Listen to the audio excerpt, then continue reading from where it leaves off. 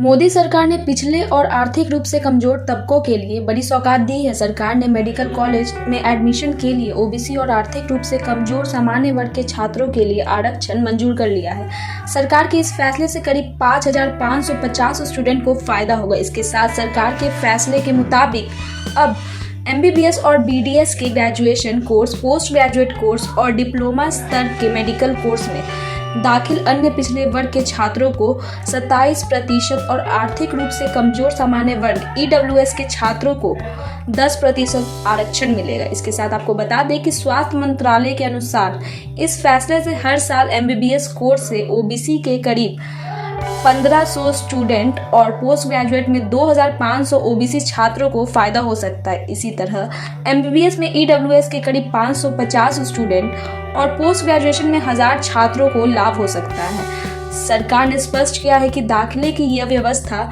Session 2021-22 से लागू होगी। इसके तहत ऑल इंडिया कोटे के अंतर्गत आने वाली सभी यूजी और पीजी मेडिकल व डेंटल कोर्स के स्टूडेंट को रिजर्वेशन मिलेगा। बता दें कि हाल में केंद्रीय मंत्री भूपेंद्र यादव के नेतृत्व में ओबीसी सांसदों के एक प्रतिनिधिमंडल ने प्रधानमंत्री नरेंद्र मोदी से मुलाकात कर मेडिकल कॉलेजों में ओबीसी और ईडब्ल्यूएस स्टूडेंट के लिए आरक्षण लागू करने की मांग की थी।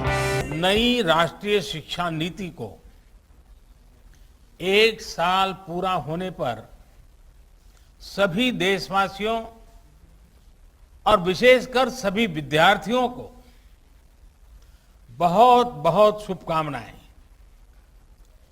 बीते 1 वर्ष में देश के आप सभी महानुभावों, शिक्षकों, प्रधानाचार्यों, नीतिकारों ने राष्ट्रीय शिक्षा नीति को धरातल पर उतारने में बहुत मेहनत की है।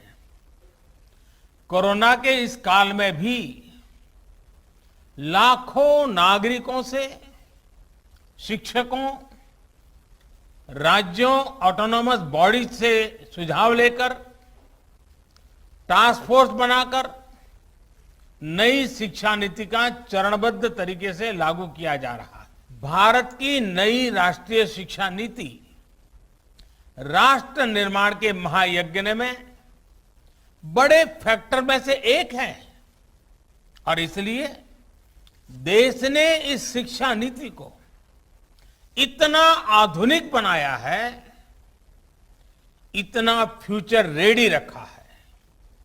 आज इस कार्यक्रम में जुड़े अधिकांश महानुभाव नई राष्ट्रीय शिक्षा नीति की बारीकियों से परिचित हैं, लेकिन ये कितना बड़ा मिशन है, इस एहसास को हमें बार बार याद करना ही है।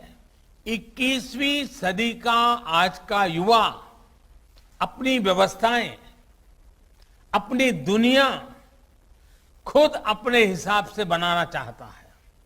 इसलिए उसे एक्सपोजर चाहिए, उसे पुराने बंधनों, पिंजरों से मुक्ति चाहिए।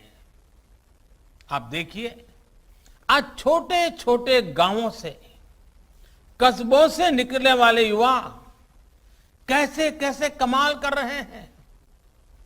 इन्हीं दूर दराज इलाकों और सामान्य परिवारों से आने वाले युवा आज टोक्यो ओलंपिक्स में देश का झंडा बुलंद कर रहे हैं, भारत को नई पहचान दे रहे हैं।